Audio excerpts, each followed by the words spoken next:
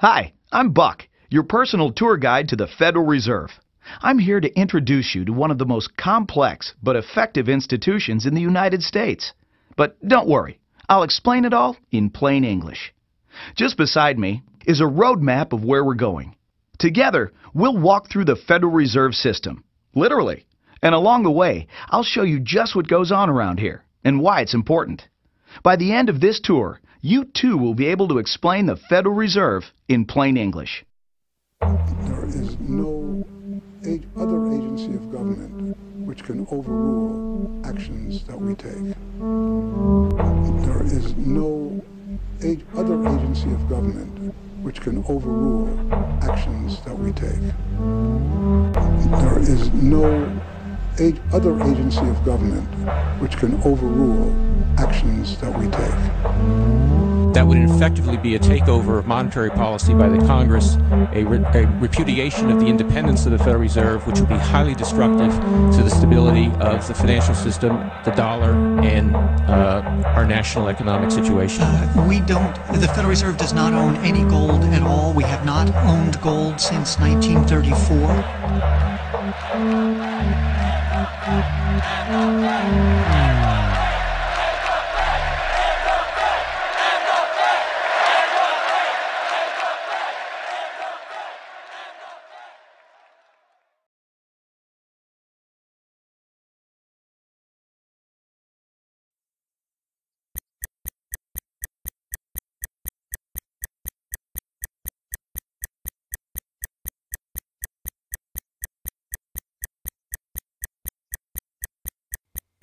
All our lives, we've been told that economics is boring. It's dull. It's not worth the time it takes to understand it. And all our lives, we've been lied to.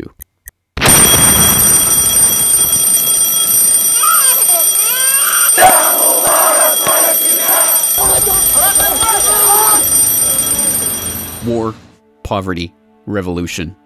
They all hinge on economics, and economics all rests on one key concept.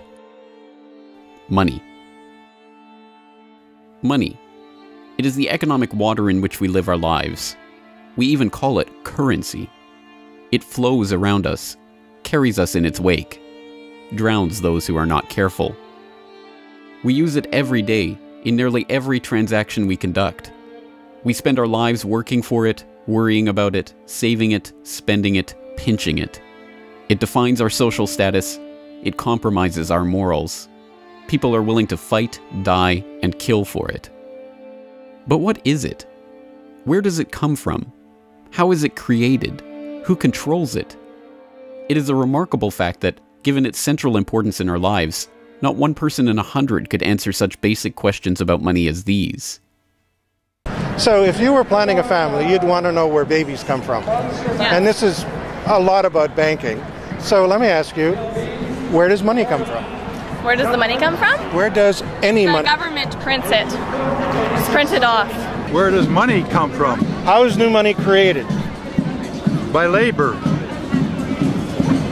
People work and produce wealth, and the money is supposed to match that wealth. Where does money come from? Well, I have a pretty different outlook on money. It actually comes from like trees, right? But why is this? How could we be so ignorant about a topic of such importance? Where does money come from is a basic, childlike question. So why is our only response the childlike answer meant as a joke? It grows on trees. Such a profound state of ignorance could not come about naturally. From the time we are children, we are curious about the world and eager to learn about the way it works. And what could lead to a better understanding of the way the world works than a knowledge of money, its creation and destruction? Yet discussion of this topic is fastidiously avoided in our school years and ignored in our daily life.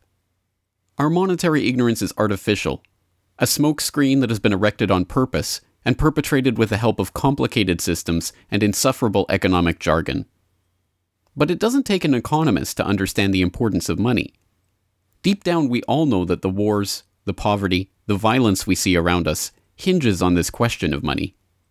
It seems like a 1,000-piece jigsaw puzzle just waiting to be solved. And it is. The puzzle pieces, taken together, create an image of the Federal Reserve, America's central bank and the heart of the country's banking system. Despite its central importance to the economy, relatively few have heard of it, and fewer still know what it is, despite the bank's attempts at self-description. Our economy runs on a complex system of exchange of goods and services, in which money plays a key part. Coin, currencies, savings, and checking accounts, the overall supply of money is managed by the Federal Reserve. Money is the medium through which economic exchanges take place, and money as a standard of value helps us to set prices for goods and services. The job of managing money, monetary policy, is to preserve the purchasing power of the dollar while ensuring that a sufficient amount of money is available to promote economic growth. The Federal Reserve also promotes the safety and soundness of the institutions where we do our banking. It ensures that the mechanisms by which we make payments, whether by cash, check, or electronic means, operate smoothly and efficiently. And in its fiscal role, acts as the banker for the United States government. Now, these duties comprise the major responsibilities of our central bank. But in order to really understand the Federal Reserve, we must first understand its origins and context. We must deconstruct the puzzle. The first piece of that puzzle lies here, in the White House. This is where the Federal Reserve Act, then known as the Currency Bill, was signed into law after passing the House and Senate in late December 1913. The New York Times of Christmas Eve 1913 described the festive scene. The Christmas spirit pervaded the gathering.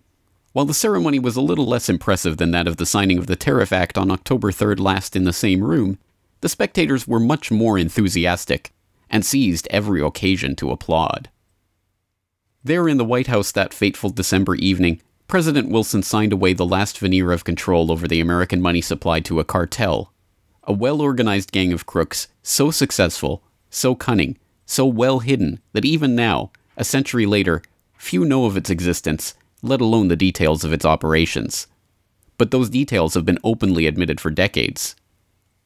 Of course, just as we have been taught to find economics boring, we have been taught that this story is boring. This is the way the Federal Reserve itself tells it. The United States was facing severe financial problems. At the turn of the century, most banks were issuing their own currency, called banknotes. The trouble was, currency that was good in one state was sometimes worthless in another. People began to lose confidence in their money, since it was only as sound as the bank that issued it. Fearful that their bank might go out of business, they rushed to exchange their banknotes for gold or silver. By attempting to do so, they created the Panic of 1907. During the panic, people streamed to the banks and demanded their deposits. The banks could not meet the demand. They simply did not have enough gold and silver coin available. Many banks went under. People lost millions of dollars. Businesses suffered, unemployment rose, and the stability of our economic system was again threatened. Well, this couldn't go on. If the country was going to grow and prosper, some means would have to be found to achieve financial and economic stability. To prevent financial panics like the one in 1907, President Woodrow Wilson signed the Federal Reserve Act into law in 1913. But this is history as told by the victors, a revisionist vision in which the creation of a central bank to control the nation's money supply is merely a boring historical footnote, about as important as the invention of the zipper or an early 20th century hula hoop craze. The truth is that the story of the secret banking conclave that gave birth to that Federal Reserve Act is as exciting and dramatic as any Hollywood screenplay or detective novel yarn, and all the more remarkable for the fact that it is all true. We pick up the story, appropriately enough, under cover of darkness. It was the night of November 22nd, 1910, and a group of the richest and most powerful men in America were boarding a private rail car at an unassuming railroad station in Hoboken, New Jersey. The car, waiting with shades drawn to keep onlookers from seeing inside, belonged to Senator Nelson Aldrich, the father-in-law of billionaire heir to the Rockefeller dynasty, John D. Rockefeller Jr. A central figure on the influential Senate Finance Committee where he oversaw the nation's monetary policy, Aldrich was referred to in the press as the general manager of the nation.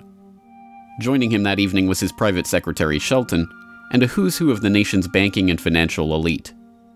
A. Pyatt Andrew, the Assistant Treasury Secretary, Frank Vanderlip, President of the National City Bank of New York, Henry P. Davison, a senior partner of J.P. Morgan Company, Benjamin Strong Jr., an associate of J.P. Morgan and President of Bankers Trust Co., and Paul Warburg, heir of the Warburg banking family and son-in-law of Solomon Loeb of the famed New York investment firm Kuhn Loeb and Company.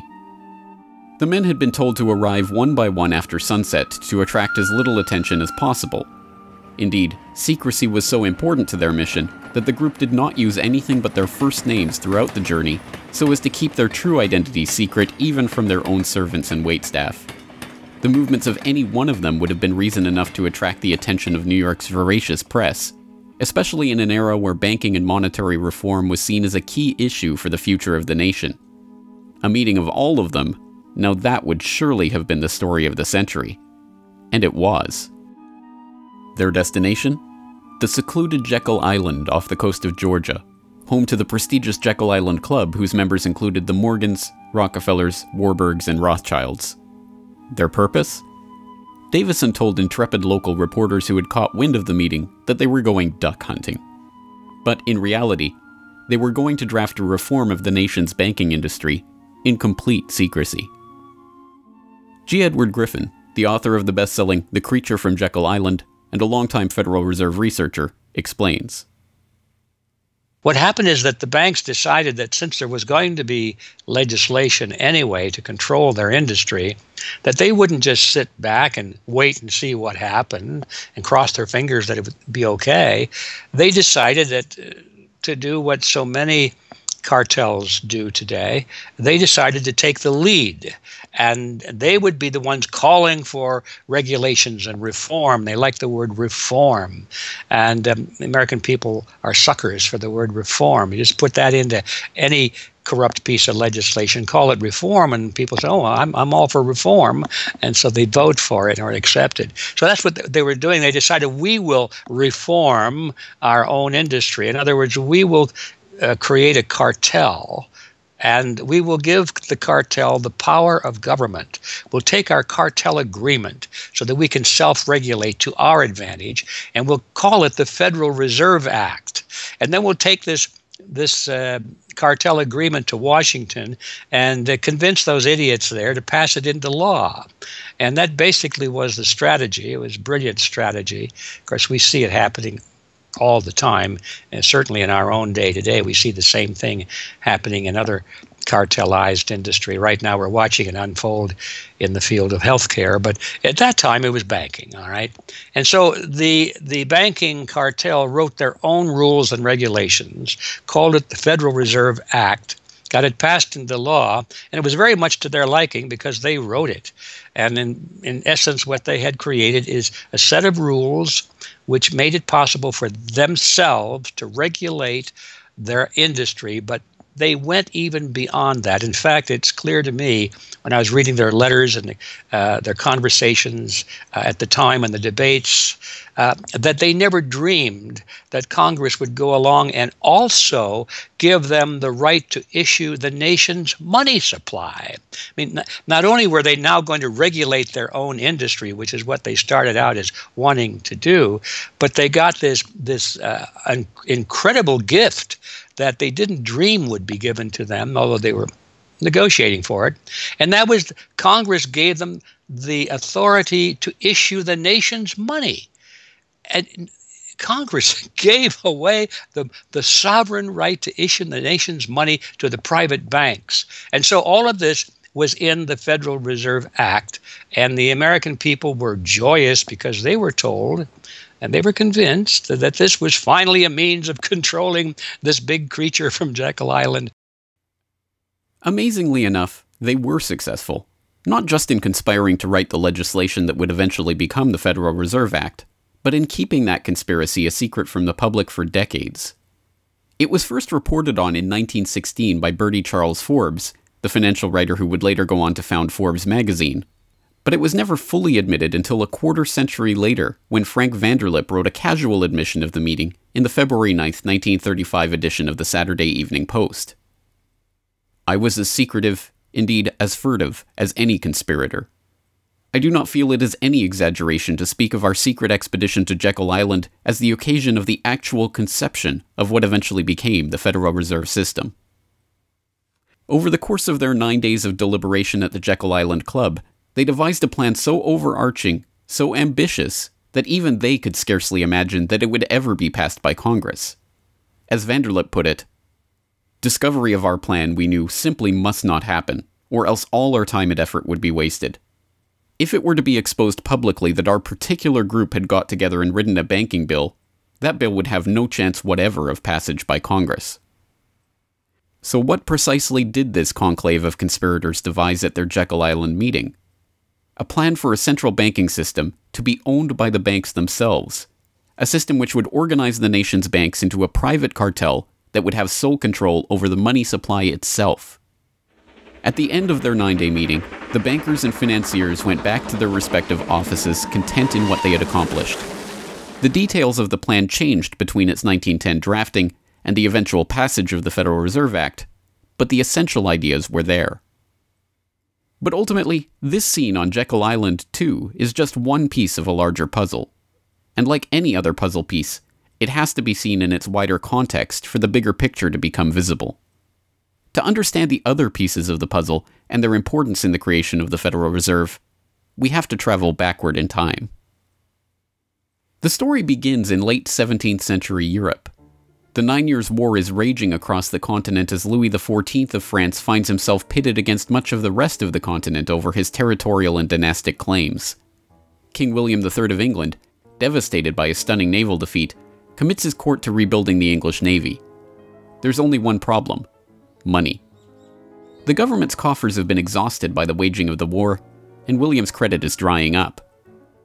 A Scottish banker, William Patterson, has a banker's solution. A proposal to form a company to lend £1 million to the government at 6% plus £5,000 management fee, with the right of note issue. By 1694, the idea has been slightly revised, a £1.2 million loan at 8% plus £4,000 for management expenses, but it goes ahead. The magnanimously titled Bank of England is created. The name is a carefully constructed lie, designed to make the bank appear to be a government entity, but it is not. It is a private bank owned by private shareholders for their private profit, with a charter from the king that allows them to print the public's money out of thin air and lend it to the crown. What happens here at the birth of the Bank of England in 1694 is the creation of a template that will be repeated in country after country around the world. A privately controlled central bank lending money to the government at interest, money that it prints out of nothing. And the jewel in the crown for the international bankers that creates this system is the future economic powerhouse of the world, the United States. In many important respects, the history of the United States is the history of the struggle of the American people against the banksters that wish to control their money. By the 1780s, with colonies still fighting for independence from the crown, the bankers will get their wish. In 1781, the United States is in financial turmoil. The Continental, the paper currency issued by the Continental Congress to pay for the war, has collapsed from overissue and British counterfeiting. Desperate to find a way to finance the end stages of the war, Congress turns to Robert Morris, a wealthy shipping merchant who was investigated for war profiteering just 2 years earlier. Now, as Superintendent of Finance of the United States from 1781 to 1784, he is regarded as the most powerful man in America, next to General Washington. In his capacity as Superintendent of Finance, Morris argues for the creation of a privately owned central bank deliberately modeled on the Bank of England that the colonies were supposedly fighting against. Congress, backed into a corner by war obligations and forced to do business with the bankers just like King William in the 1690s, acquiesces and charters the Bank of North America as the nation's first central bank. And exactly as the Bank of England came into existence loaning the British Crown £1.2 million, the BNA started business by loaning $1.2 million to Congress. By the end of the war, Morris has fallen out of political favor and the Bank of North America's currency has failed to win over a skeptical public. the BNA is downgraded from a national central bank to a private commercial bank chartered by the state of Pennsylvania.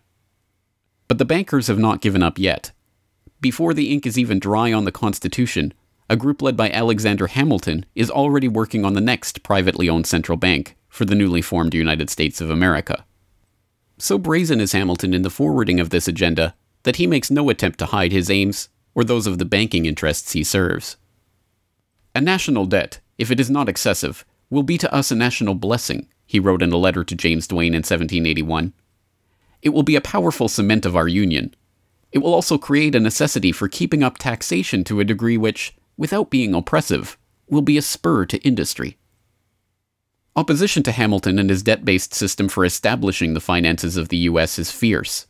Led by Jefferson and Madison, the bankers and their system of debt enslavement is called out for the force of destruction that it is, with Thomas Jefferson writing, "The spirit of war and indictment, since the modern theory of the perpetuation of debt, has drenched the earth with blood and crushed its inhabitants under burdens ever accumulating."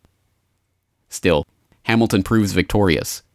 The first Bank of the United States is chartered in 1791 and follows the pattern of the Bank of England and the Bank of North America almost exactly. A privately owned central bank with the authority to loan money that it creates out of nothing to the government. In fact, it is the very same people behind the new bank as were behind the old Bank of North America.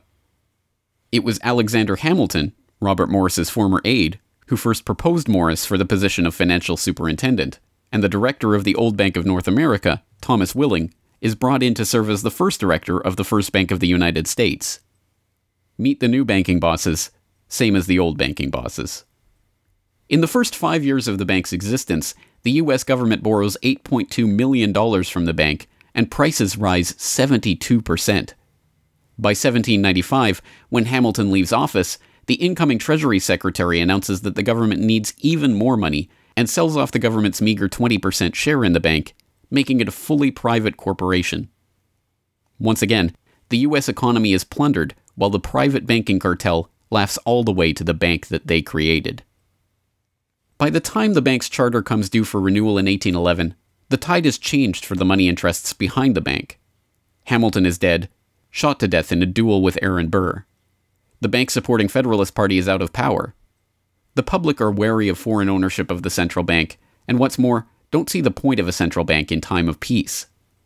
Accordingly, the charter renewal is voted down in the Senate, and the bank is closed in 1811. Less than a year later, the U.S. is once again at war with England. After 2 years of bitter struggle, the public debt of the U.S. has nearly tripled from $45.2 million to $119.2 million. With trade at a standstill, prices soaring, inflation rising, and debt mounting, President Madison signs the charter for the creation of another central bank, the Second Bank of the United States, in 1816. Just like the two central banks before it, it is majority privately owned and is granted the power to loan money that it creates out of thin air to the government. The 20-year bank charter is due to expire in 1836, but still in his first term, President Andrew Jackson has already vowed to let it die prior to renewal. Believing that Jackson won't risk his chance for re-election in 1832 on the issue, the bankers forward a bill to renew the bank's charter in July of that year, 4 years ahead of schedule. Remarkably, Jackson vetoes the renewal charter and stakes his re-election on the people's support of his move.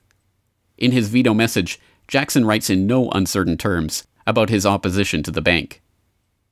Whatever interest or influence, whether public or private, has given birth to this act, it cannot be found either in the wishes or necessities of the executive department, by which present action is deemed premature, and the powers conferred upon its agent not only unnecessary, but dangerous to the government and country. It is to be regretted that the rich and powerful too often bend the acts of government to their selfish purposes. If we cannot at once, in justice to interests vested under improvident legislation, make our government what it ought to be, we can at least take a stand against all new grants of monopolies and exclusive privileges, against any prostitution of our government to the advancement of the few at the expense of the many, and in favor of compromise and gradual reform in our code of laws and system of political economy. The people side with Jackson, and he's re-elected on the back of his slogan, "Jackson and no bank." The president makes good on his pledge. In 1833, he announces that the government will stop using the bank and will pay off its debt. The bankers retaliate in 1834 by staging a financial crisis and attempting to pin the blame on Jackson, but it's no use. On January 8, 1835, President Jackson succeeds in paying off the debt, and for the first and only time in its history, the United States is free from the debt chain of the bankers. In 1836, the Second Bank of the United States charter expires, and the bank loses its status as America's central bank. It is 77 years before the bankers can regain the jewel in their crown, but it is not for lack of trying. Immediately upon the death of the bank, the banking oligarchs in England react by contracting trade, removing capital from the US, demanding payment in hard currency for all exports, and tightening credit. This results in a financial crisis known as the Panic of 1837, and once again Jackson's campaign to kill the bank is blamed for the crisis. Throughout the late 19th century, the United States is rocked by banking panics brought about by wild banking speculation and sharp contractions in credit. By the dawn of the 20th century, the bulk of the money in the American economy has been centralized in the hands of a small clique of industrial magnates, each with a near monopoly on a sector of the economy. There are the Astors in real estate, the Carnegies and the Schwabs in steel, the Harrimans, Stanfords, and Vanderbilts in railroads, the Mellons and the Rockefellers in oil. As all of these families start to consolidate their fortunes, they gravitate naturally to the banking sector. And in this capacity, they form a network of financial interests and institutions that centered largely around one man, banking scion and increasingly America's informal central banker in the absence of a central bank, John Pierpont Morgan. John Pierpont Morgan, or Pierpont as he prefers to be called, is born in Hartford, Connecticut in 1837 to Junius Spencer Morgan, a successful banker and financier. Morgan rides his father's coattails into the banking business, and by 1871 is partnered in his own firm, the firm that was eventually to become J.P. Morgan and Company. It is Morgan who finances Cornelius Vanderbilt's New York Central Railroad. It is Morgan that finances the launch of nearly every major corporation of the period, from AT&T to General Electric to General Motors to DuPont. It is Morgan who buys out Carnegie and creates the United States Steel Corporation, America's first billion-dollar company. It is Morgan who brokers a deal with President Grover Cleveland to save the nation's gold reserves by selling $62 million worth of gold to the Treasury in return for government bonds. And it is Morgan who, in 1907, sets in motion the crisis that leads to the creation of the Federal Reserve. That year, Morgan begins spreading rumors about the precarious finances of the Knickerbocker Trust Company, a Morgan competitor and one of the largest financial institutions in the United States at the time. The resulting crisis, dubbed the Panic of 1907, shakes the U.S. financial system to its core. Morgan puts himself forward as a hero, boldly offering to help underwrite some of the faltering banks and brokerage houses to keep them from going under. After a bout of hand-wringing over the nation's finances, a congressional committee is assembled to investigate the Money Trust, the bankers and financiers who brought the nation so close to financial ruin and that wield such power over the nation's finances. The public follows the issue closely, and in the end a handful of bankers are identified as key players in the Money Trust's operations, including Paul Warburg, Benjamin Strong Jr., and J.P. Morgan. Andrew Gavin Marshall, editor of the People's Book Project, explains. At the beginning of the 20th century, there was an investigation following the greatest of these financial panics, which was in 1907. And this investigation was on what was called the Money Trust, which found that three banking interests, J.P. Morgan, National City Bank, and the Citibank of New York, I believe it was, basically controlled the entire financial system. So three banks. And the public hatred towards these institutions was unprecedented. There was an overwhelming consensus in the country for establishing a central bank. But there were many different interests in pushing this, and everyone had sort of their own specific purpose behind advocating for a central bank. So to represent the most people, you had farmer interests, populists, progressives, who were advocating a central bank because they couldn't take the recurring panics, but they wanted government control of a central bank. They wanted it to be exclusively under the public control because they despised and feared the New York banks as wielding too much influence. So for them, a central bank would be a way to curb the power of these private financial interests. On the other hand, those same financial interests were advocating for a central bank to serve as a source of stability for their control of the system, also to act as a lender of last resort to them, and so that they would never have to face collapse, but also in order to exert more control through a central bank. The private New York banking community wanted a central bank under the exclusive control of them. There's a shocker. So you had all these various different interests which converged. Of course, the most influential happened to be the New York financial houses, which were more aligned with European financial houses than they were with any other element in American society. The main individual behind the founding of the Federal Reserve was Paul Warburg, who was a partner with Kuhn, Loeb and Company, European banking house. His brothers were prominent bankers in Germany at that time, and he had, of course, close connections with every major financial and really big industrial firm in the United States and most of those existing in Europe. And he was discussing all these ideas with his fellow compatriots in advocating for a central bank. In 1910, Warburg got the support of a senator named Senator Aldrich, whose family later married into the Rockefeller family. Again, I'm sure just a coincidence, but Aldrich invited Warburg and a number of other bankers to a private, secret meeting on Jekyll Island, just off the coast of Georgia, where they met in 1910 to discuss the construction of a central bank in the United States, but one which, of course, would be owned and serve the interests of the private bankers. Aldrich then, in 1911, presented this as the Aldrich Plan or the Aldrich Bill in the U.S. Congress, and it was actually voted out. The public, suspicious of Senator Aldrich's banking connections, ultimately reject the Jekyll Island Cabal's Aldrich Plan. The Cabal does not give up, however. They simply revise and rename their plan, giving it a new public face, that of Senator Robert Owen and Representative Carter Glass. In the end, the money trust that was behind the Panic of 1907 uses the public's own outrage against them to complete their consolidation of control over the banking system. The newly retitled Federal Reserve Act is signed into law on December 23, 1913, and the Fed begins operations the next year.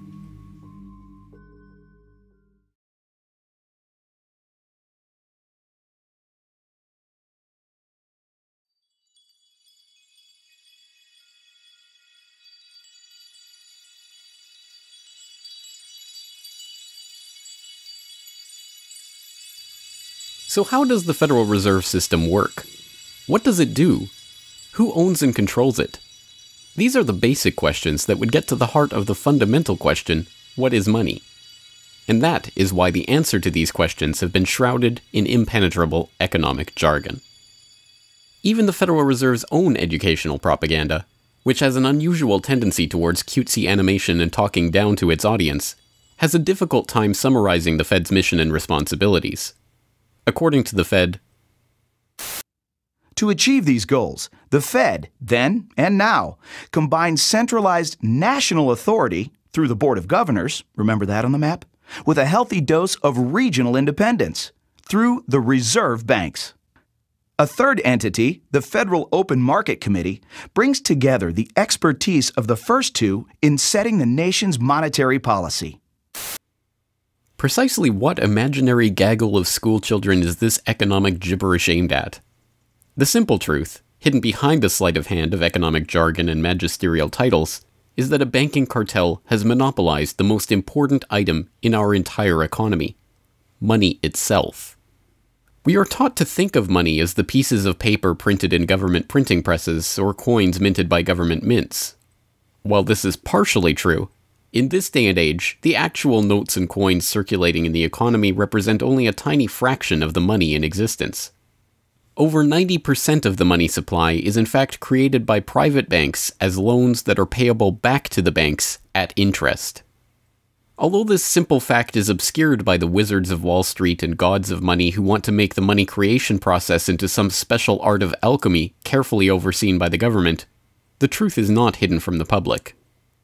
In December 1977, the Federal Reserve Bank of New York published another of its dumbed-down cartoon-ridden information pamphlets for the general public, attempting to explain the functions of the Federal Reserve System.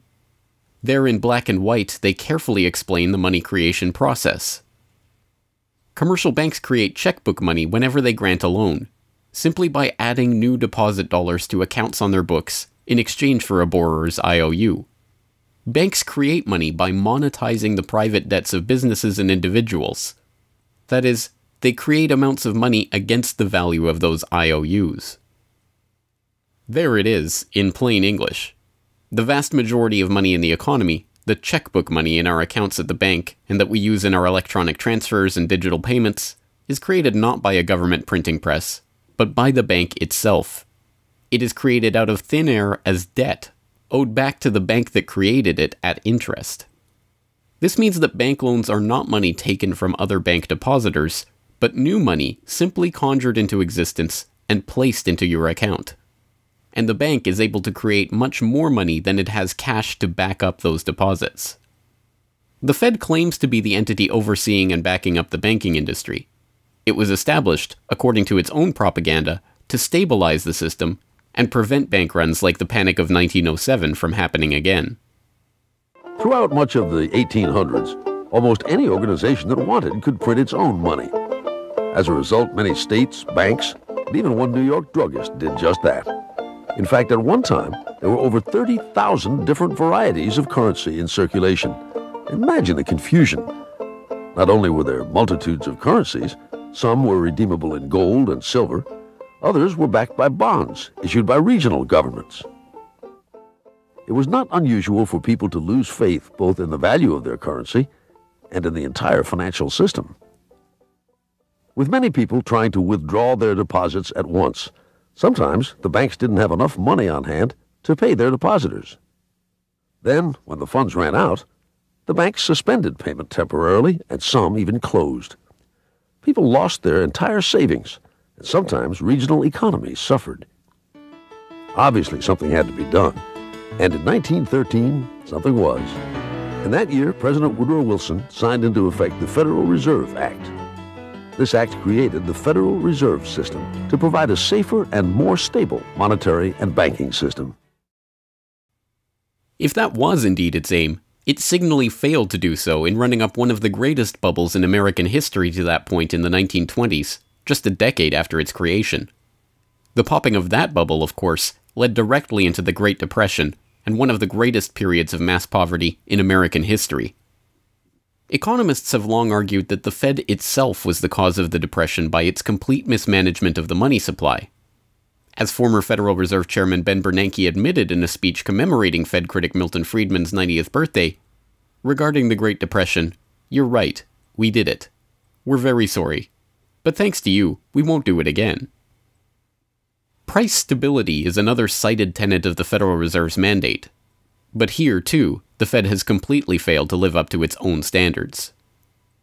Aside from the banking system, the Federal Reserve has another responsibility that's probably even more important. It's in charge of something called monetary policy. Basically, it means trying to keep prices stable to avoid inflation. Say you buy a CD today for $14. But what if next year the price of the CD jumped to $20 or $50? Not because of a change in supply or demand, but because all prices were going up. That's inflation. There are a lot of different causes of inflation, but one of the most important is too much money. The Fed can adjust the money supply by injecting money into the system electronically or by withdrawing money from the economy. Think of it.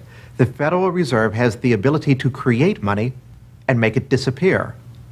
What's most important is what happens as a result. Anytime the supply of money is altered, the effects are felt throughout the economy. The Fed's methods have changed over time to take advantage of the latest computers and electronics, but its mission remains the same: to aim for stable prices, full employment, and a growing economy. 100 years ago, in 1913, the Fed was created, and we've marked it with a vertical line there. Consumer prices now are about 30 times higher than they were when the Fed was created in 1913. Paper money, too, is the responsibility of the Federal Reserve. Hence, the dollars in circulation are not Treasury notes, not bills of credit, but Federal Reserve notes, debt-based notes backed up, ultimately, by the government's own promise to pay. It's sovereign bonds backed up by the taxpayers themselves. At one time, the Federal Reserve banks were legally required to keep large stockpiles of gold in reserve to back up these notes. But that requirement was abandoned, and today the notes are backed up mostly by government securities. The Fed no longer keeps any actual gold on its books, but gold certificates issued by the Treasury and valued not at the spot price of $1,300 per troy ounce, but an arbitrarily fixed statutory price of $42 2/9 per ounce. But I do have one question. During the crisis or any time that you're aware of, has the Federal Reserve or Treasury participated in any gold swaps arrangements? The Federal Reserve does not own any gold at all. We have not owned gold since 1934. So we have not engaged in any gold swaps. But it appears on your balance sheet that you hold gold. What appears on our balance sheet is gold certificates. When we turned before 1934, the Federal Reserve did own gold. We turned that over by law to the Treasury and received in return for that gold certificates. If the Treasury entered into, because under the Exchange Stabilization Fund, I would assume they probably have the legal authority to do it, they wouldn't be able to do it then because you have the securities for essentially all the gold? No, we have no interest in the gold that is owned by the Treasury. We have simply an accounting document that is called gold certificates that represents the value at a statutory rate and still that we gave to the Treasury in 1930. And still measured at $42 an ounce, which makes no sense whatsoever. Clearly, there is a discrepancy between what we are led to believe is motivating the Fed and what it actually does. To understand what the Fed is actually intended to do, it's first important to understand that the Federal Reserve is not a bank per se, but a system. This system codifies, institutionalizes, oversees, and undergirds a form of banking called fractional reserve banking, in which banks are allowed to lend out more money than they actually have in their vaults. The whole process starts, the process of decay and corruption starts with something called fractional reserve banking. That's the technical name for it. And what that really means is that as the banking institution developed over several centuries, starting, of course, in Europe, it developed the practice of legalizing a certain dishonest accounting procedure. In other words, in the very, very beginning, if you want to go all the way back, people would bring their gold or silver to the banks for safekeeping. And they'd say, give us a paper receipt. And we don't want to guard our silver and our gold because, people could come in the middle of the night and they could kill us or tie us up and threaten us, and they'll get our gold and silver, so we can't really guard it. We'll take it to the bank and have them guard it, and we just want a paper receipt so that we can take the receipt back and get our gold anytime we want. And so in the beginning, money was receipt money. They could then, instead of changing or exchanging the gold coins, they could exchange the receipts, and people would accept the receipts just as well as the gold, knowing they could get the gold. And so these paper receipts being circulated were, in essence, the very first examples of paper money. Well, the banks learned early on that game that here they were sitting on this pile of gold and all these paper receipts out there. People weren't bringing the receipts in anymore. Very few of them, maybe 5%, maybe 7% of the people would bring in their paper receipts and ask for the gold. So they said, why don't we just sort of give more receipts out than we have gold? They'll never know because we only are asked at the best 7% of it, so we can create more receipts for gold than we have, and we can collect interest on that because we'll loan that into the economy and we'll charge interest on this money that we don't really have. And it's a pretty good gimmick, don't you think? And they, well, yeah, of course. And so that's how fractional reserve banking started. And now it's institutionalized, and they teach it in school. No one ever questions the integrity of it or the ethics of it. They say, well, that's the way banking works. And isn't it wonderful that we now have this flexible currency and we have prosperity and all of this sort of thing? So it all starts with this concept of fractional reserve banking. The trouble is with that is it works most of the time, but every once in a while there are a few ripples that come along that are a little bit bigger than the other ripples, and maybe one of them is a wave, and more than 7% will come in and ask for their gold. Maybe 20% will come in, or 30%. And well, now the banks are embarrassed because the fraud is exposed. They say, well, we don't have your gold. What do you mean you don't have my gold? I gave it to you and put it on deposit, and you said you'd safeguard it. Well, we don't have it. We loaned it out. So then the word gets out, and everybody and their uncle comes and lines up for their gold. And of course, they don't have it, and the banks are closed. They have bank holidays, and the banks are embarrassed. They go out of business. People lose their savings, and you have these terrible banking crashes that were ricocheting all around the world prior to this time. And that's what caused the concern. One of the things that caused the concern of the American people, they didn't want that anymore.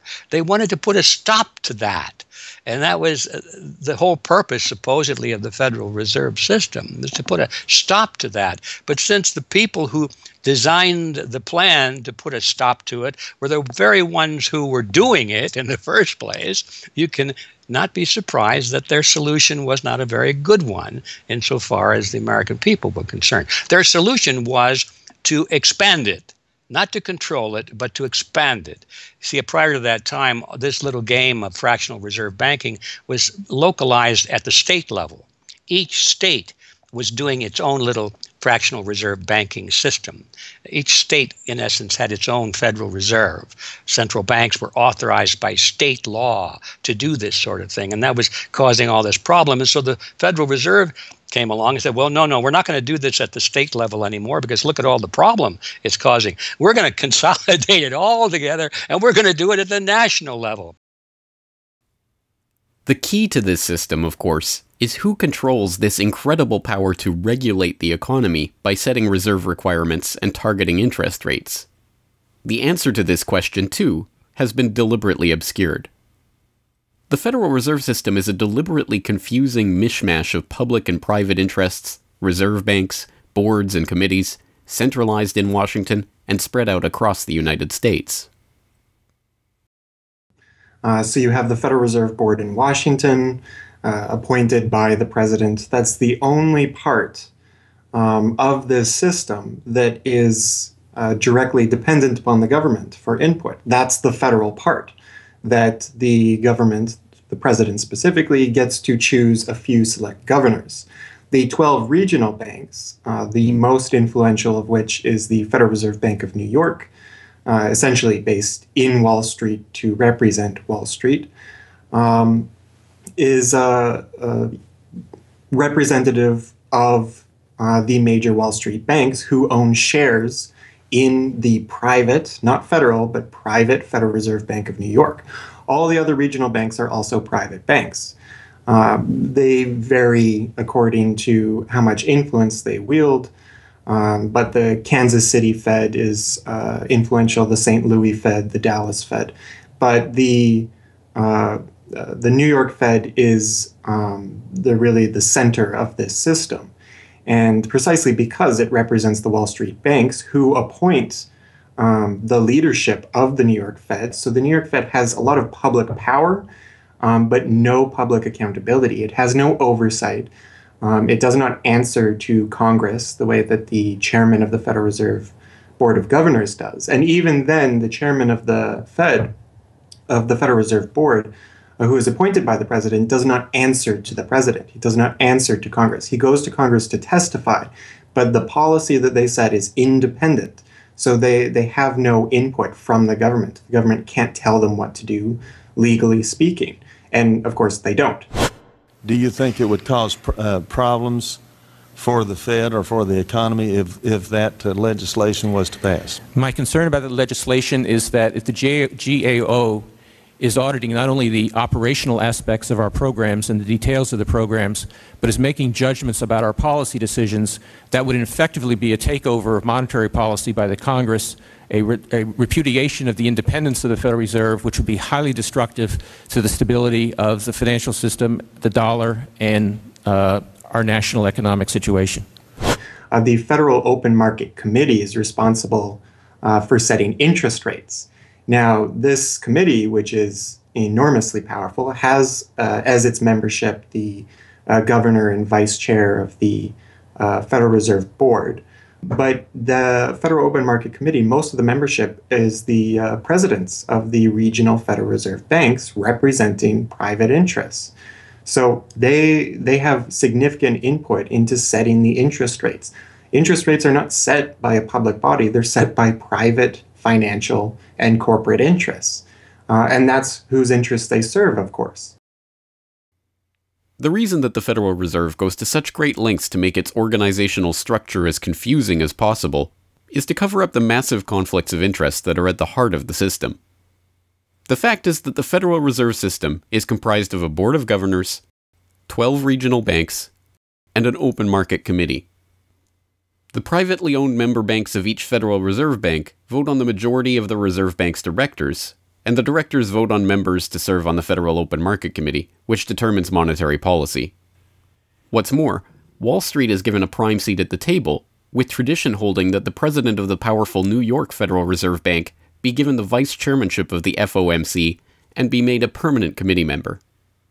In effect, the private banks are the key determinants in the composition of the FOMC, which regulates the entire economy. According to the Fed, its monetary policy decisions do not have to be approved by the president or anyone else in the executive or legislative branches of government. It does not receive funding appropriated by the Congress, and the terms of the members of the Board of Governors span multiple presidential and congressional terms. Or, in the words of Alan Greenspan, what is the proper relationship, what should be the proper relationship between a chairman of the Fed and a president of the United States? Well, first of all, the Federal Reserve is an independent agency, and that means basically that there is no other agency of government which can overrule actions that we take. The Fed goes on in its self-mythologization to state that it is not a private, profit-making institution. This characterization is dishonest at best, and an outright lie at worst. The regional banks are themselves private corporations, as noted in a 1928 Supreme Court ruling. Instrumentalities like the national banks or the Federal Reserve Banks, in which there are private interests, are not departments of the government. They are private corporations in which the government has an interest. This point is even admitted by the Federal Reserve's own senior counsel. Our regulations do specify overall terms for the lending, but the day-to-day operation of the banking activities are conducted by the Federal Reserve banks. They are banks, and indeed they do lend, and they do interact they're their with own depositors. agency, then, essentially, They are not in that agencies. regard. Yes, they're not agencies, Your Honor. They're persons under FOIA. Each Federal Reserve Bank, the stock is owned by the member banks in the district, 100% privately held. They have private boards of directors. Majority of those boards are appointed by the independent banks, private banks in the district. They are not agencies. These private corporations issue shares that are held by the member banks that make up the system, making the banks the ultimate owners of the Federal Reserve Banks. Although the Fed's profits are returned to the Treasury each year, the member banks' shares of the Fed do earn them a 6% dividend. According to the Fed, the fixed nature of these returns means that they are not being held for profit. Despite the dishonest nature of this description, however, it is important to understand that the bankers who own the Federal Reserve indeed do not make their money from the Fed directly. Instead, the benefits are much less obvious and much more insidious. The simplest way that this can be understood is that, as a century of history and the specific example of the last financial crisis shows, the Fed was used as a vehicle to bail out the very bankers who own the Fed banks in the most obvious example of fascistic collusion imaginable. A handful of financial institutions have enriched themselves as a result of institutional speculation on a large scale as well as manipulation of the market. And secondly, what they have done is that they have then gone to their governments and said, well, we are now in a very difficult situation and you need to give us money so that we can retain the stability of the financial system. And who actually lends the money or brokers the public debt? The same financial institutions which are the recipients of the bailout. Okay, and so what you have is a circular process. It's a diabolical process. You're lending money. You're not lending money. You're handing money to the large financial institutions, and then this is leading up to a mounting public debt in the trillions. Okay. And then you say to the financial institutions, we need to establish a new set of treasury bills and government bonds, etc., which of course are sold to the public, but they are always brokered through the financial institutions, which establish their viability and so on and so forth. And the financial institutions will probably buy part of this public debt. So that in effect what the government is doing is financing its own indebtedness through the bailouts. It hands money to the banks, but to hand the money to the banks, it becomes indebted to those same financial institutions, and then it says, well, we now have to emit large amounts of public debt. Please, can you help us? And then the banks will say, well, your books are not quite in order. And then the government will say, well, obviously they're not in order because we've just handed you $1.4 trillion of bailout money, and we're now in a very difficult situation, so we need to borrow money from the people who are, in fact, the recipients of the bailout. So this is really what we're dealing with. We're dealing with a circular process. The 2008 crisis and subsequent bailouts are merely the latest and most brazen examples of the fundamental conflicts of interest at the heart of America's privately owned central banking system. Beginning with the collapse of Lehman Brothers in September of that year, the Federal Reserve embarked on an unprecedented program of bailouts and special zero-interest lending facilities for the very banks that had caused the subprime meltdown in the first place.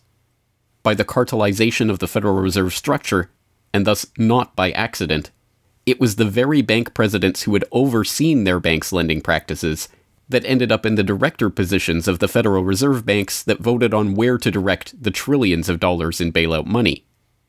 And unsurprisingly, they directed it toward their own banks. A stunning 2011 Government Accountability Office report examined $16 trillion of bailout facilities extended by the Fed in the wake of the crisis and exposed numerous examples of blatant conflicts of interest. Jeffrey Immelt, chief executive of General Electric, served as a director on the board of the Federal Reserve Bank of New York. At the same time, the Fed provided $16 billion in financing to General Electric. JP Morgan Chase chief executive Jamie Dimon, meanwhile, was also a member of the board of the New York Fed during the period that saw $391 billion in Fed emergency lending directed to his own bank. In all, Federal Reserve Board members were tied to $4 trillion in loans to their own banks. These funds were not simply used to keep these banks afloat, but actually to return these Fed-connected banks to a period of record profits in the same period that the average worker saw their real wages actually decrease and the economy on Main Street slow to a standstill. Ben Bernanke, at that time the chairman of the Federal Reserve Board of Governors, was confronted about these conflicts of interest by Senator Bernie Sanders upon the release of the GAO report in June 2012. Senator, you raised an important point, which is that this is not something the Federal Reserve created. This is in the statute. Congress in the Federal Reserve Act said this is the governance of the Federal Reserve, and more specifically that bankers would be on the board. And 6 out of 9. Sorry? 6 out of 9 in the regional banks are come from the banking industry. That's correct. And that is in the law. And right. I'll answer your question, though. The answer to your question is that Congress set this up. We have tried, I think we've made it into something useful and valuable. We do get information from it. But if Congress wants to change it, of course, we will work with you to find alternatives. Bernanke is completely right. These conflicts are, in fact, a part of the institution itself. A structural feature of the Federal Reserve that was baked into the Federal Reserve Act itself over 100 years ago by the bankers who conspired to cartelize the nation's money supply. You could not ask for a more succinct reason why the Federal Reserve itself, this admitted cartel of banking interests, needs to be abolished. But you could get one.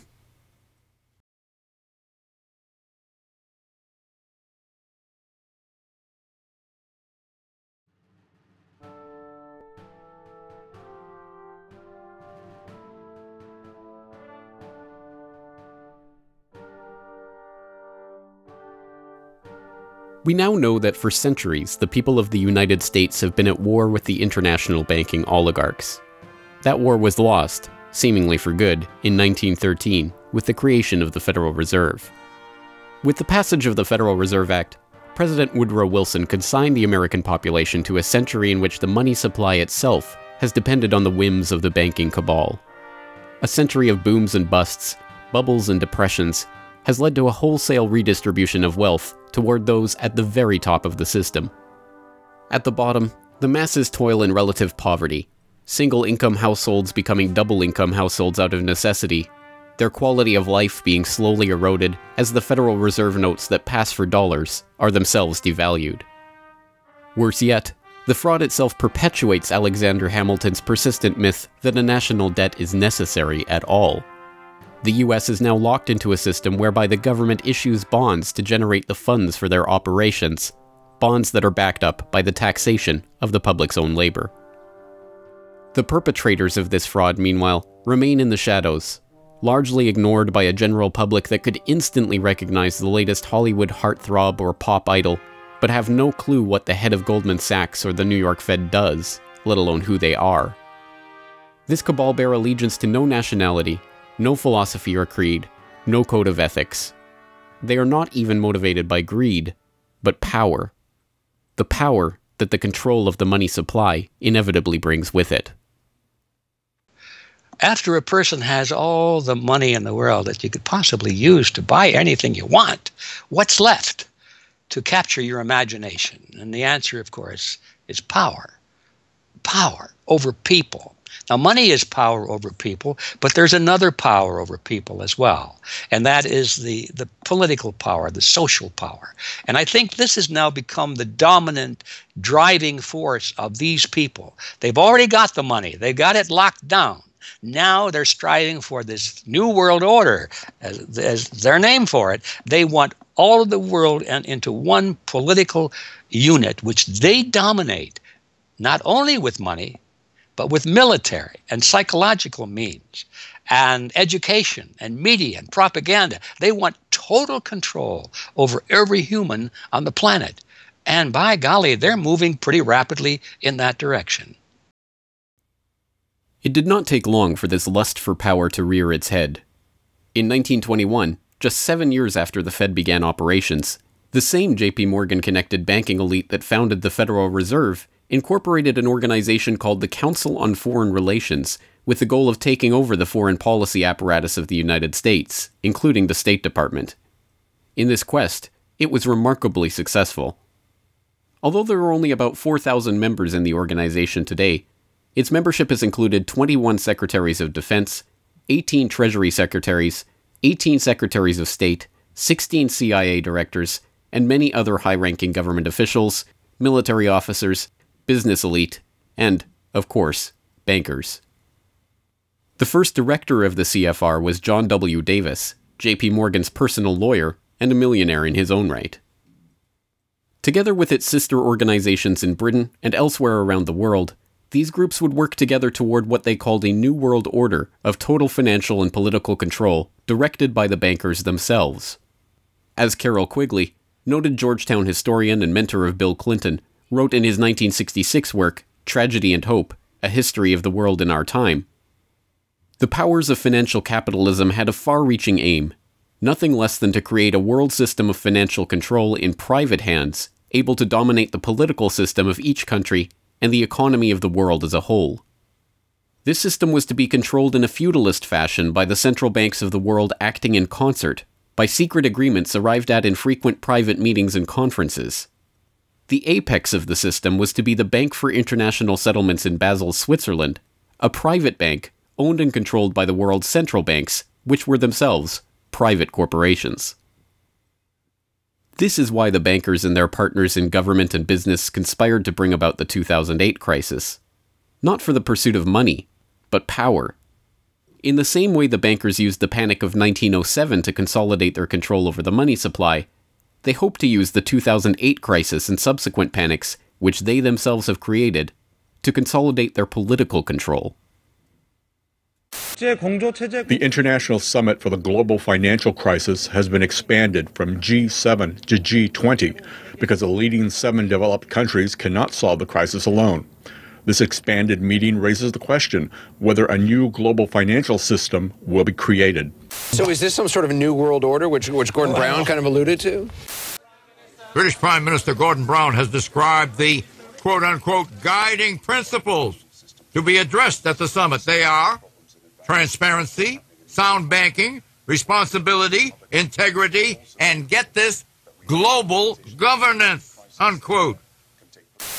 I think a new world order is emerging, and with it the foundations of a new and progressive era of international cooperation. The inevitable conclusion, one that flows necessarily from the true understanding of this situation, is that the Federal Reserve System needs to be consigned to the dustbin of history. After a century of enslavement, it is time for the American public to finally throw off the bankers' debt chains. If there was ever a point in human history to start questioning alternatives, this would be it. And to think that where we are and simply say, oh, well, this is the best of our options. How many of the best options lead to self-destruction? Doesn't sound like a best option. I think that with a world of 7 billion people, we can probably come up with something better than a system in which a few thousand people benefit so much at the expense of everything else on this world, and at the expense of the potential for the future of mankind. They're leveraging our future. And so long as we accept this way of thinking, so long as we accept these institutions as having dominance, that's the direction we'll be going. So I think reform is a good way to try and stall and to push back directly against the expanding and evolving power structures. But a radical change is what's really needed, and that has to be built from the bottom up. But I think that these two processes can and should go together in parallel. If you've made it this far, congratulations. You are now better informed on the economic history of the United States and the truth about the Federal Reserve than 99% of the population. If you do nothing else, then just working to get those around you educated on this information alone will have a profound effect. Once they learn of the scam, many are motivated to do something about it, and they, in turn, inform others. This is the viral nature of suppressed truth, and it is the reason that more people are aware of and energized by the issue of the Federal Reserve and the nature of money than ever before. Perhaps even more amazingly, this movement is spreading to other parts of the globe. Recognizing the interlocking nature of the modern global economy and the international nature of the banking oligarchy, movements to abolish the Federal Reserve have sprung up in Europe, where protests against the cartelized central banking system are taking place in over 100 cities, attracting 20,000 people on a weekly basis. I started this movement because I realized that the Federal Reserve Act, in my opinion, is one of the most worst laws in the whole world.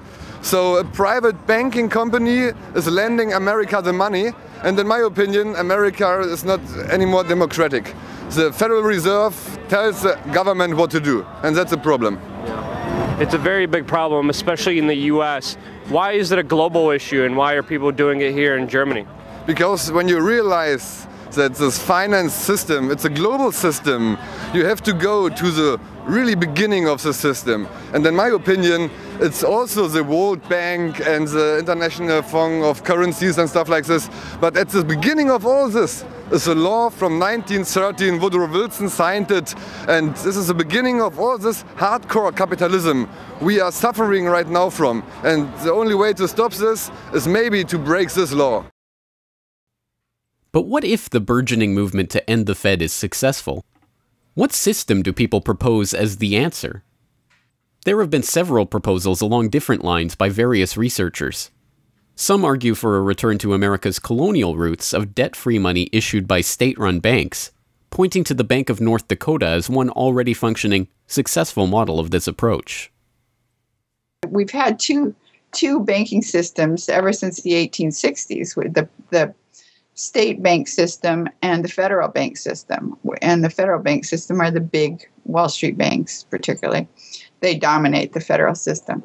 So they're taking over right now. I mean, in California, we don't even have any local banks where I am. They're now, we had two, and I had accounts in both of them, and they're now, one of them is Chase Bank, and the other is U.S. Bank. So they're both big Wall Street banks now. They've been taken over. So if you can keep, it's the local banks that have an interest in serving the local business. The big banks have no interest in making loans to local business. It's too risky. Why should they bother? They've got this virtually free money they can get from the Fed and from each other, and it's much more lucrative to them either to speculate in commodities or other things abroad, or what works very well for them is to buy long-term government bonds at 3%, because these have no capital requirement. The capital requirement for government bonds are zero. So they can buy all of those that they want. Whereas if they buy, let's say, mortgages, or if they make loans for mortgages, or they make loans to businesses, then they have to worry about their capital requirement. And as soon as they've used up all their capital, in other words, $8 of capital will get you $100 of loans, then they can't make any more loans. They have to wait for 30 years till those loans get paid off. So what they do, if they do buy mortgages, is sell them off to investors. And so that was the whole mortgage-backed securities scam that we've seen. I mean, they had no motivation to make sure that these borrowers were actually sound borrowers. They just wanted to make a sale, so they sold the stuff to the unwary investors who might be somebody in Iceland or Sweden or pension funds. Yeah, so that didn't work out so well. So a state bank with the partnering with the local banks can provide the capital, can help them with capital. In North Dakota, the state bank guarantees the loans of the local banks, allowing them to make much bigger loans than they could otherwise. And the state bank provides liquidity to the small banks. That's why the small banks, the local banks, aren't making loans to small business right now, because they don't know that they can get money from the other banks as needed. The way banking works is they make the loan first. I mean, if you have credit lines to many different businesses, and if they all hit up their credit lines at once, you're going to run out of money.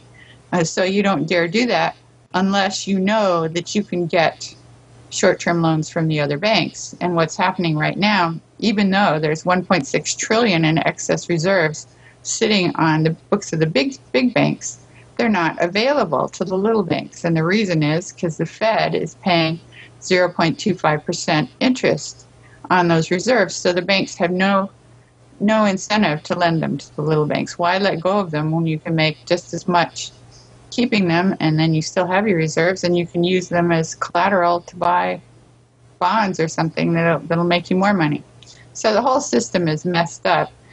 And in North Dakota, the Bank of North Dakota provides the liquidity for these local banks.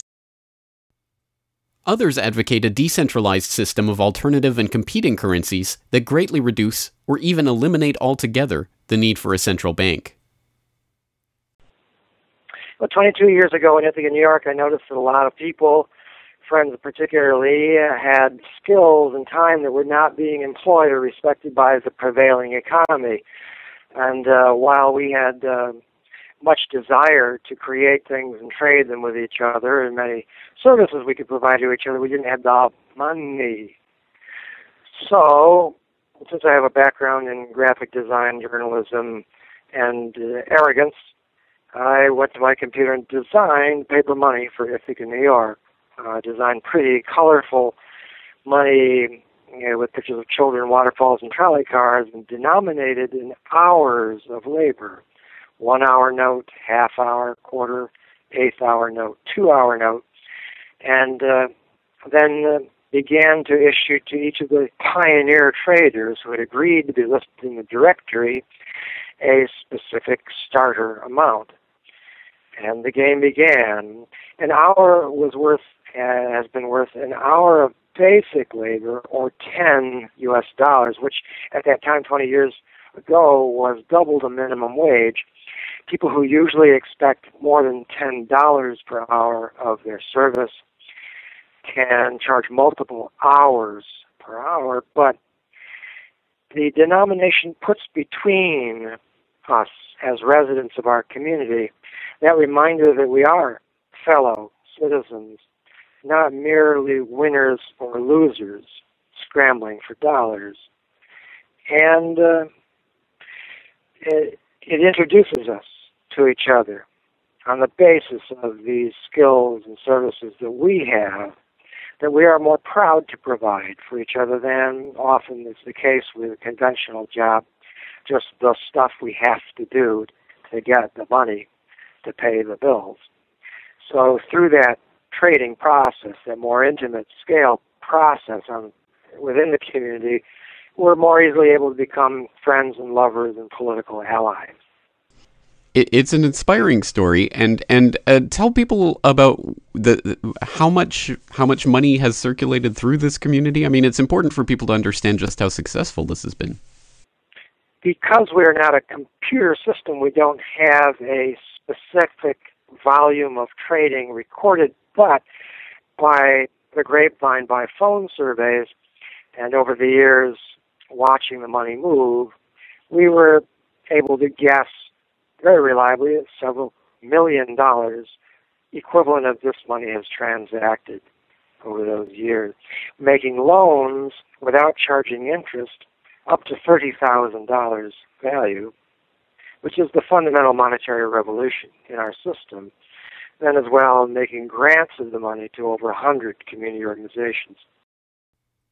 Some argue for currencies whose mathematical nature prevent them from being merely conjured into existence whenever a federal government wants to wage another war of aggression or forge another link in the seemingly endless train of governmental tyranny and abuse. What people have to understand about Bitcoin is that it's a completely decentralized network. There's no central server, there's no controlling company, there's no office. It's just free software that anyone can download and start running on their computer anywhere in the world. And that the Bitcoins themselves can be transferred to or from anyone anywhere in the world. And it's impossible for any bank or government or entity to block you from sending or receiving those Bitcoins. There's a limited supply of those Bitcoins. There will never, ever, ever be more than 21 million Bitcoins. And so because, like everything, the price is set based on supply and demand, because the supply of Bitcoins is limited and the demand is increasing as more and more people start to use them and more websites start to accept them, the price of Bitcoins in terms of dollars is going to have to increase even a lot more than the $500 per Bitcoin that it is today. Are there any drawbacks at all to the idea of using a cryptocurrency? If you're part of the current power elite that can just print money at will to spend on whatever you feel like, then yeah, the world switching over to Bitcoin is probably not going to benefit you. But if you're one of the normal people that aren't working for the Federal Reserve or any central bank that's printing money to pay to your friends and that sort of thing, then a Bitcoin world is a wonderful thing for you. Sound money, cryptocurrencies, state banks, LETS programs, self-issued credit. These and many other solutions have all been proposed, and many of them are in use in different localities today. Information on all of these ideas and how they are being applied in various parts of the world are widely available online. The point is that the question of what money is and how it should be created is perhaps the single greatest question facing humanity as a whole, and yet it is one that has been almost completely eliminated from the national conversation. Until recently.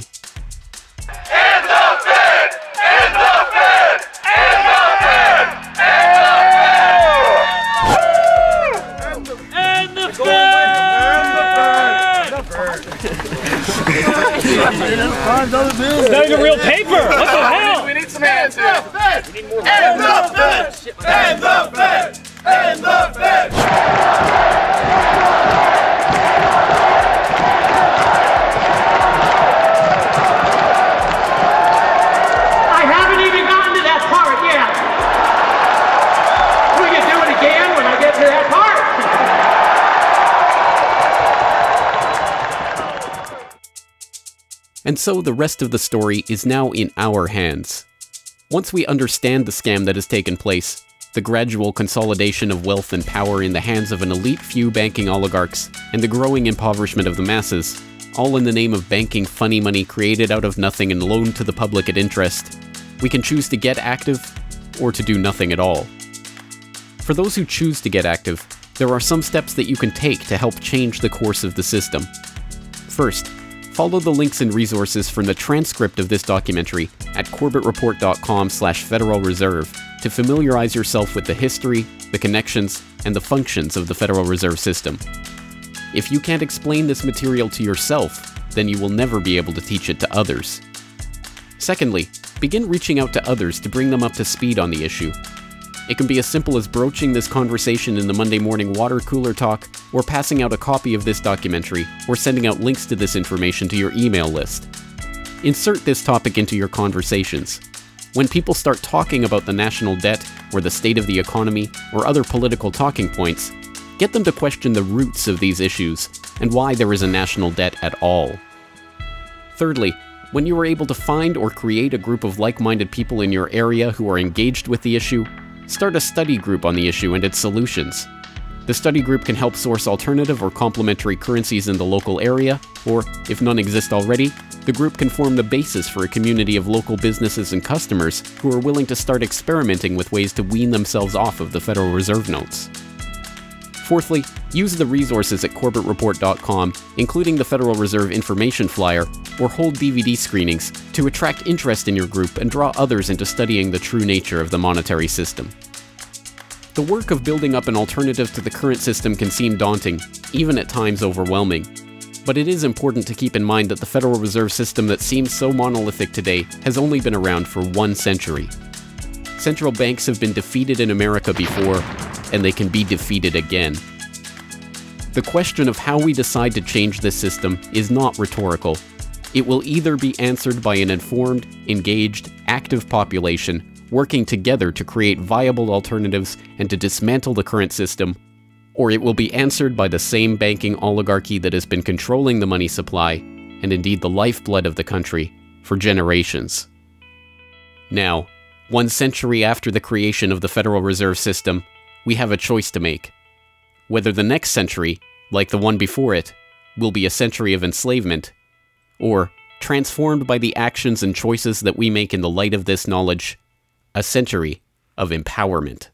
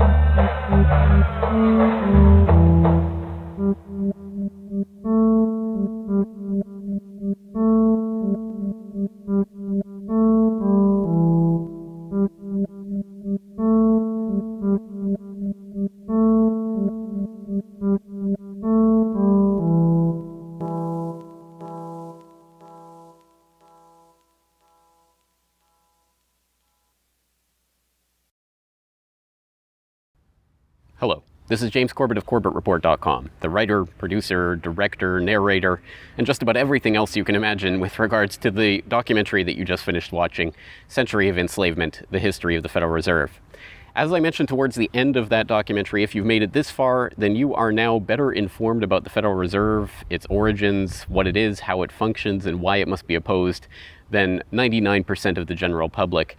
And if you've made it this far, then you are obviously one of the very few who is very eager and motivated to join the rising tide of free humanity that is seeking to throw off the debt chains of the banksters in the United States and around the world. And if you are so motivated, then I have some treats for you. I have some resources that I'd like to direct you to. As I mentioned again towards the end of that documentary, there are some resources up at CorbettReport.com that I hope will help you in your quest to better inform yourself and better inform others about the Federal Reserve System.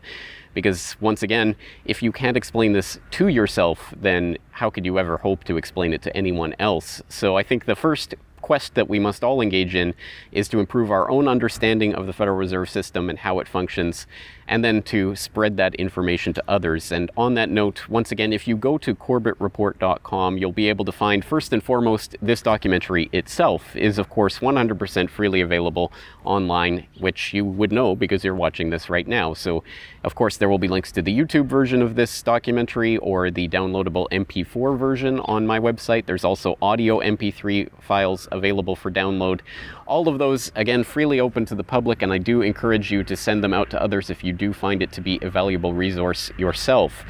And once you're there at CorbettReport.com, you'll find not only the documentary itself, but also a transcript of the documentary, complete with hyperlinks to all of the source documents, videos, articles, all of the information that was used to compile this documentary. So I hope that will be a valuable resource, again, for people who are looking to put this information together in a way that makes sense in their own head, and so that they can see where all of this information is coming from, much of it sourcing from the Federal Reserve itself. So I hope that the hyperlinked transcript will be valuable to people out there who are seeking to broaden their understanding of these topics.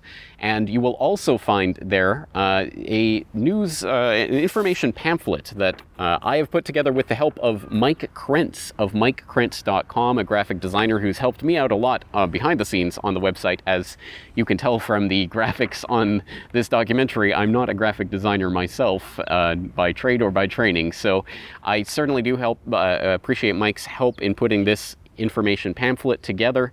And this is just a few points that have been addressed in this video, informational points about the Federal Reserve, what it is, and some interesting little teasers to get people interested in this information. You can download and print this off from CorbettReport.com and use it however you like, handing it out to people on the street, using it as a discussion point if you hold a DVD screening, if you want to just post it up in public areas, only where allowed by law, of course. Once again, this is freely available for download and for you to print out and to use to help spread information about the Federal Reserve System.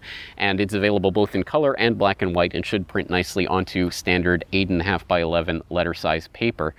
So that will all be up there at the website, along with, of course, an actual DVD version of this documentary. Once again, if you do find this information useful, then I hope you will try to spread it to others. There are a lot of people who prefer the online link, but there will be some people who you cannot reach online. For those people, and for yourself, if you so desire, here is a physical hard copy that you can order from CorbettReport.com for 2,000 Japanese yen. That's about 20 Federal Reserve notes. Because unfortunately, we are trapped in this debt-based bankster-led system, so we do all require these pieces of paper in order to put a roof over our head and food on the table, myself included. So your support is obviously greatly appreciated. And for that 2,000 Japanese yen, about 20 Federal Reserve notes, you'll receive this documentary. Disc 1 containing the documentary itself. Disc 2, the full 1-hour interview with G. Edward Griffin. So I think, again, a valuable resource for people who are looking for more information about the Federal Reserve. So that's available at CorbettReport.com, along with all of this that we've talked about here, the information pamphlet, the hyperlink transcript, all of the various formats this is available in. Once again, I've tried to make this as straightforward as possible and also as detailed as possible so that you can start to further your own exploration and understanding of this system that we're facing. Once again, of course, any way that you choose to get this information out to others is greatly appreciated, but if you do want to send the Corbett Report links around, the best one to use is CorbettReport.com/Federal Reserve. That will have the documentary in the YouTube format, it will have the downloadable MP3 and MP4 formats, it will have the transcript, it will have the downloadable information pamphlet, And it will also have a link to buy the DVD. So all of that will be there at corbettreport.com/Federal Reserve. Please send people there if you're going to send people anywhere.